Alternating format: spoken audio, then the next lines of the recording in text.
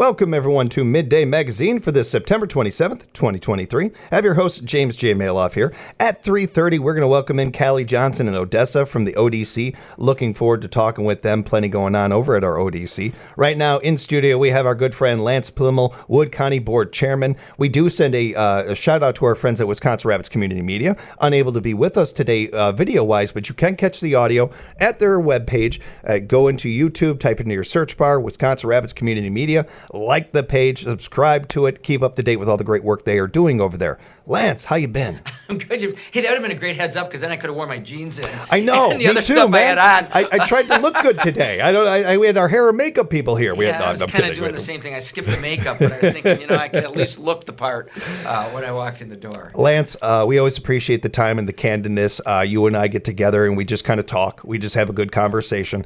And you brought up something in our pregame that I thought was really interesting. A kind of a day in the life of a board chairman. How was you had an interesting day yesterday. How did that go? Yeah, some days are somewhat mundane, and then there's other days when people ask, what do you do? And I get that question quite a bit. What does the county do? What's their what's their goals, objectives, and what's their purview? And, just to kind of give you an idea of what can happen. Yeah, and yesterday was a really interesting one. So, right away, actually, some of this occurred late Monday into Tuesday. But so you get a call and said there's been a power surge, takes out all the power at our River Block building. Now that houses our human services and our health department as well as other businesses. So you got 200 roughly employees in that building with many people who need services coming in. Mm-hmm. So that power surge blows surge protectors off the wall, control units, takes down everything. No elevators, no power. So you're trying to relocate, pick a number, 150, 200 employees, find them workspace, and you're trying to tell the general public that they can't come into the building as we do those repairs. You get into yesterday, so this kind of morphs into Tuesday, where you get a call right away in the morning that says, we've had a bomb threat in Nakusa. So you've got your sheriff's department and all those emergency responders going. At the same time, you've got a training exercise going on at Urco where you have Highway 73 closed and all of those departments that would normally respond to those kind of incidents there. And then you have the everyday other stuff that occurs throughout the day. So you're going, geez, it's 2 o'clock in the afternoon and I haven't even gotten through the phone calls. Who do you notify? And you forget about things. We forget even when that emergent situation happens. Let's say the power at River Block. How do you notify the general public that they shouldn't make a trip in? And there's a lot of programs that they provide to those that are really in need. And you hate to have them make that drive in and then have nobody there. And if you have the fire department, for instance, evacuate the building, and it's raining out. It's only rained 3 days all summer, but happened to be the last 3 in a row. It's kind of hard to have somebody standing outside the building in the rain with an umbrella saying, hey, you can't come in today. That's one of the days that you just go, you're putting out fires before you get to things like budgets, committee meetings, and dealing with the general public. So, your best laid plans. Usually think 8:30, I'm going to start with some calls to department heads and maybe answer some questions from the community. And all of a sudden, you go, geez, it's 2 in the afternoon. I haven't had breakfast. I haven't had lunch. And I haven't gotten anything done yet. And you've got this in front of you. I immediately think of something my Nana said all the time growing up. You want to make God laugh, make plans. It's the way life works. With a day like that, and I'm sure it's not the first day you've had like that. No, there's a lot of days like that. Dispatch center goes down. How do you reroute calls? Things like that. When these things happen, Lance, and once the dust settles, does it give you, your team, an opportunity to learn from these experiences and say, well, if there is something to take from it, usually there is. Yeah, absolutely. One of the things that I find really amazing is I have the opportunity to go to trainings around the country. Some of the national security agencies, FBI, had a presentation a couple weeks ago from one of the I'm so jealous about that, by the way. One of the former head of counterintelligence with the CIA. Man, I would have loved to have been to that was really interesting. In fact, I'm not telling you the name of the book because I'm on the waiting list to check it out right now. Don't want you to beat me to that. Sure, but we do sit down and we kind of do a critique and autopsy of the situation. And, one of the things I've learned in those trainings is it really isn't a training or a scenario until you stress it until it breaks. And we hear that all the time. It's great to go through it and go, everything worked. Well, in real life, that's not the way it Yeah, happens. yeah. So we try to set up those trainings until it breaks, and it oftentimes it's communication, it's things you didn't think of. But then we sit back down, sometimes in the emergency operations center with those. It can be law enforcement, it can be fire, emergency responders. We go, what did we do wrong? What can we do better? How do we inform the public? And a really good example is if the 911 lines go down, and that is not an internal issue always. It's lines feeding in from other places. Yeah, a number of years ago, there's redundancy built in, and we had one of the cables or something was cut. Probably a fiber optic cable, I'm not exactly sure, but that happened. And then by accident, a farmer cut the other line somewhere up where routes around, in a circular kind of situation. So you have backup, and you're going, now we have nothing. So how do you get messages out to the public that said, in the event of, we have some cell phone availability, or we can route stuff maybe through Portage or Adams County. You got to talk about it because it happens. The one thing I learn when I go to these trainings is no matter how much you train, no matter how much you think you know, something's going to break when it really occurs. And then the key to all of this is communication. How do you get messages out to the public? So we're constantly looking at ways to do that. There's a subscription-based service called Nixle where messages go out to those who subscribe. The county right now has made a commitment to use a system. It's called Everbridge. I believe I've got that right, where it's the Nixle system, but it's not an opt-in. Those messages will go to everybody, and we can somewhat discern as to where they go within the county. In other words, a tornado warning for Marshfield necessarily doesn't need to be a tornado warning for Wisconsin Rapids or vice versa. So that system, the county made a commitment. It's about a $22,000 obligation. We thought $22,000 to get these types of information out in emergency situations is probably a pretty good investment. And it's a one-year trial. If it doesn't work or if we don't see benefit, we won't do it next year. But I just think of the one the other day. You start getting these phone calls.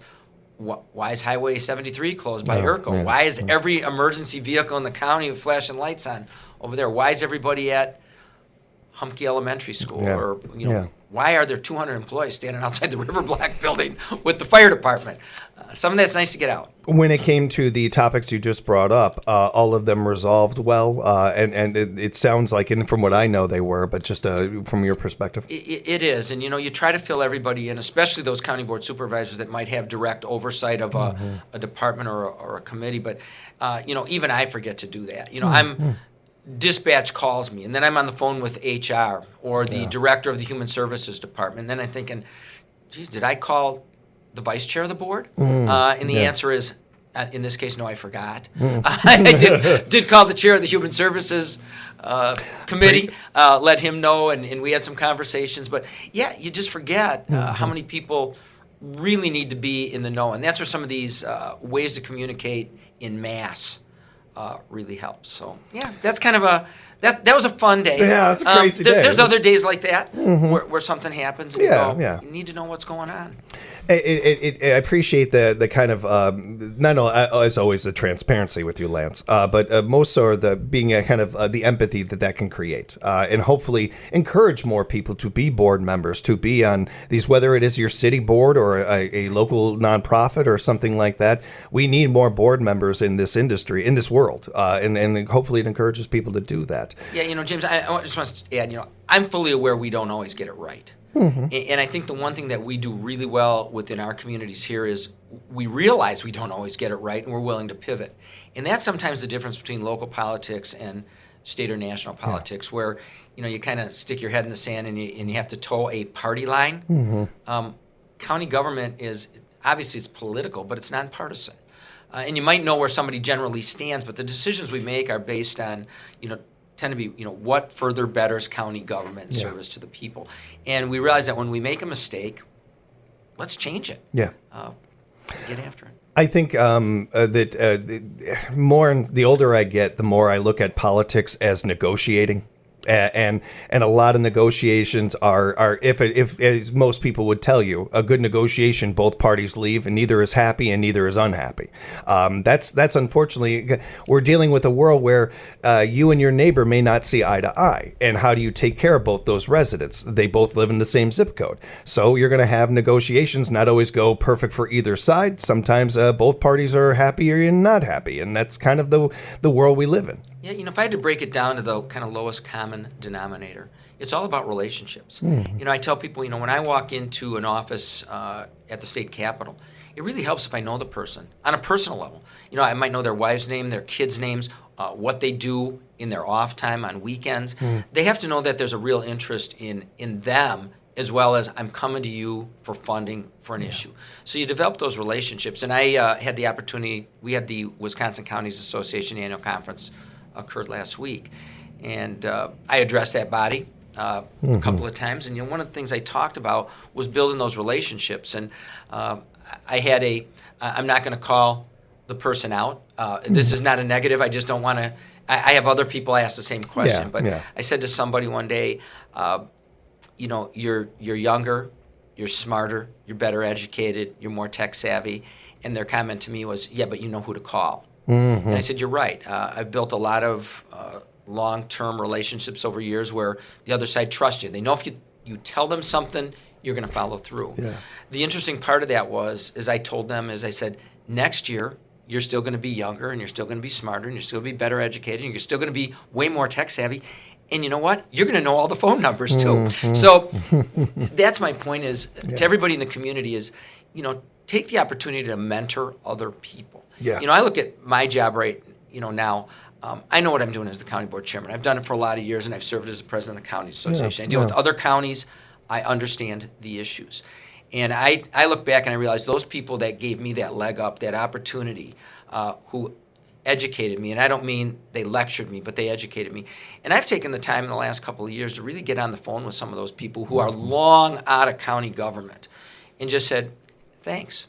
What you taught me has gone a long way in the opportunities you provided. So, this is not a swan song in any way whatsoever. Right on. But I look at it as, I got way more years behind me in government than I have ahead of me, or unless I lived at like 120, something which isn't going to happen, not with my lifestyle.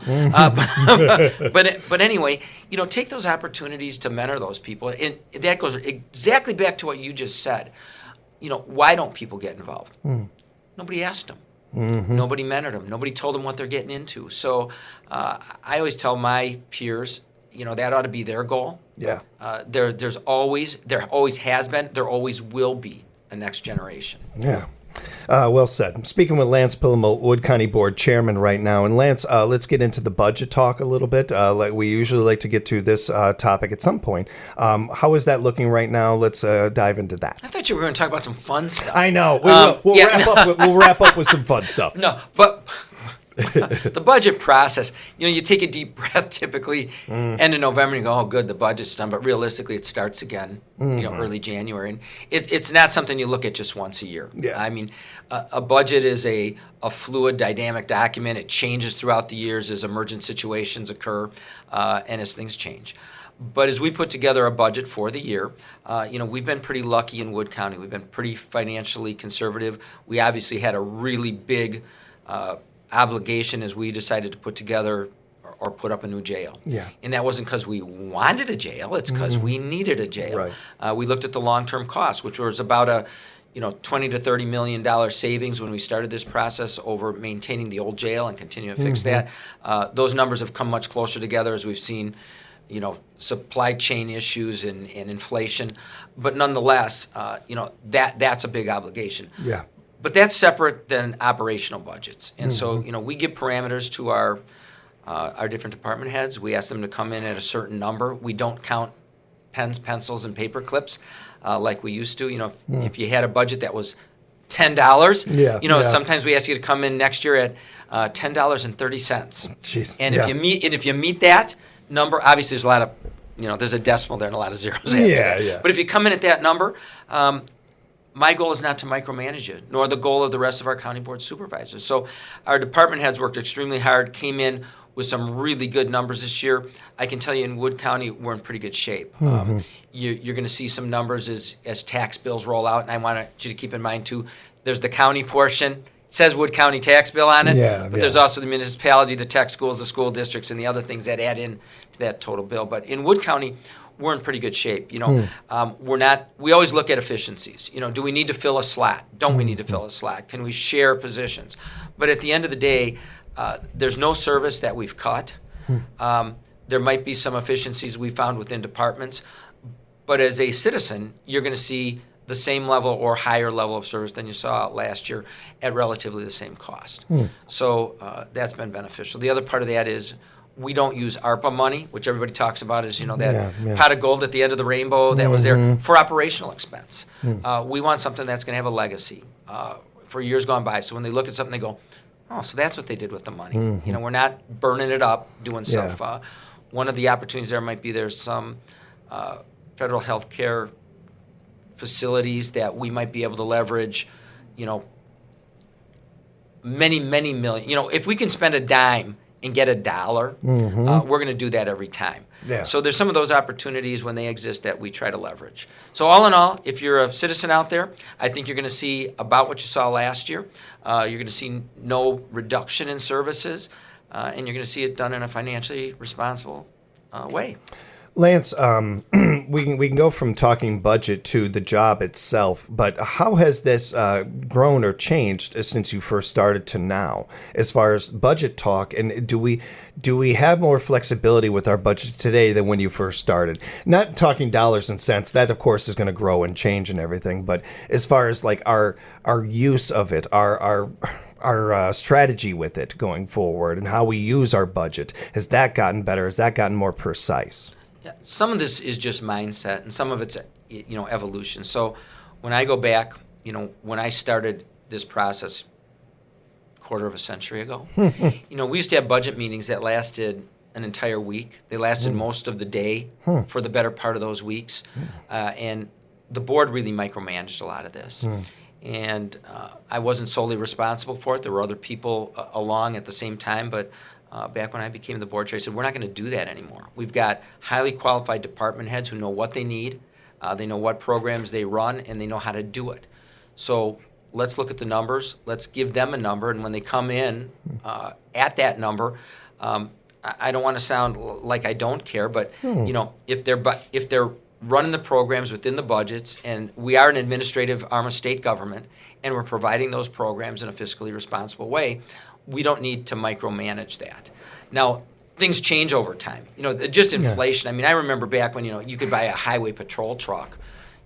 This sounds ridiculous even when I say it, for $100,000. Yeah. And, you're $250,000 to $300,000 to put a truck on the road. Yeah. If you do a 4-inch overlay on a mile of highway, it depends. I mean, if you don't have to do much, you're looking at $250,000 a mile.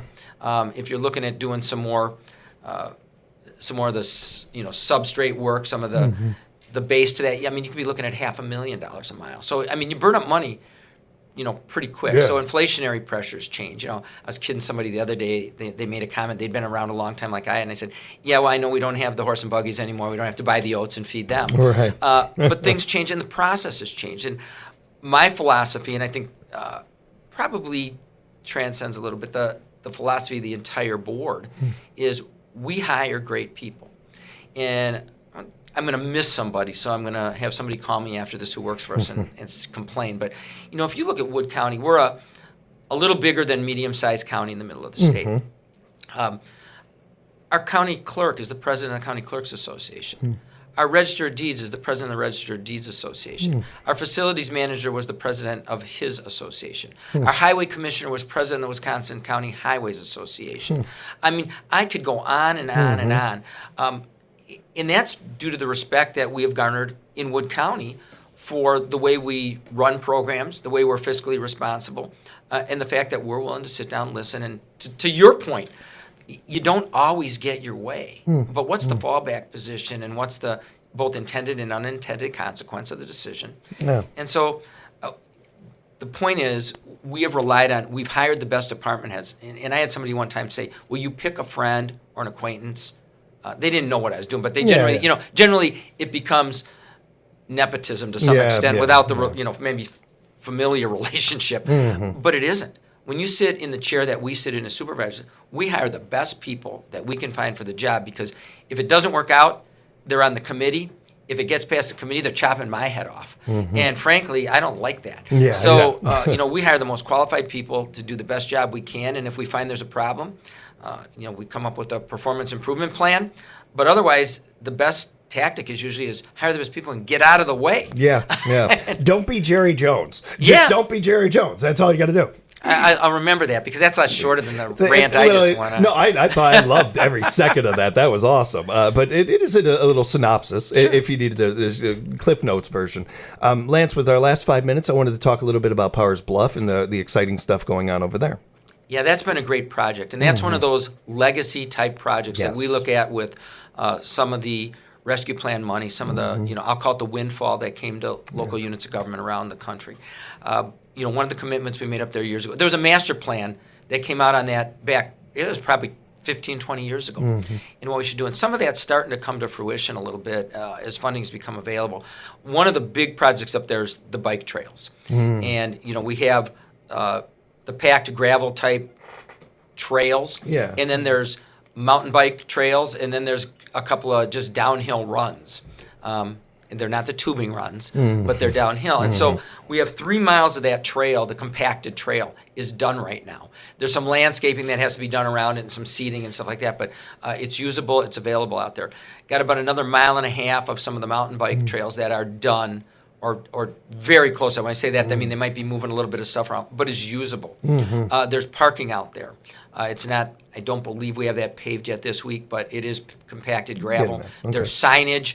And use it, and one of the thoughts out there is we're expecting, upwards of, it's going to be tens of thousands of visitors a year to use that facility based on what we've seen at other facilities in the area, and we're centrally located. So it's a state-of-the-art setup.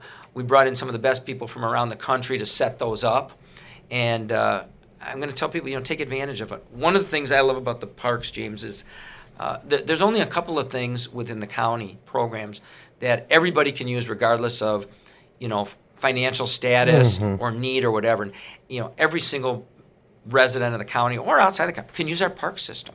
There's not a financial need required. There's no economic qualification. Go use them. And Powers Bluff is a gem up there. And you're seeing us start to develop some of those additional things where we can use that park on a year-round basis. So get out there and use it. Yeah, go check it out, everybody, especially this time of year. This time of year, it's maybe my favorite time of year to be out that way, and really anywhere in this state. I encourage you. We were just talking about our morning show, all the great spots here in central Wisconsin to take in the fall season. Yeah, we were just talking about rain. I said it's rained 3 days all summer. Just happened to be in a row. Just happened to be right in a row. And now I'm complaining about it, but we need that. But yeah, get out there. The fall colors are gorgeous and ample opportunity in Wood County. Yeah. Lance, we always appreciate the time, and especially when we get a chance to kind of wrap up on our an important topic and becoming more and more important as we go forward with tourism and recreation and that. So it's always a good conversation with you. If people have follow-up questions or want to know more about some of the things we've talked about today, how can they reach you? Well, first of all, the best way to get any information is go to the Wood County website. It's all right there. All of the county board supervisors, mine included, numbers and contact information is on that website if you have direct questions. But a lot of the information you just want is probably there already. And that website is woodcountywi.gov, woodcountywi.gov. Encourage you to check that out and also look at the upcoming meetings and get involved in your game and get involved in your world, in your politics, everybody. Yeah, if you don't remember that website, just Google Wood County, Wisconsin, but there's another Wood County in Ohio, so make sure you say Wisconsin. Yeah, you got to put Wisconsin. I've had that happen. Or you may be driving somewhere in Ohio. you might be taking a trip, might be. Lance, thanks so much for the time. Thanks, James. Appreciate it. We'll have more Midday Magazine coming up right here on 97.5 FM, 1320 AM, WFHR, locally grown radio.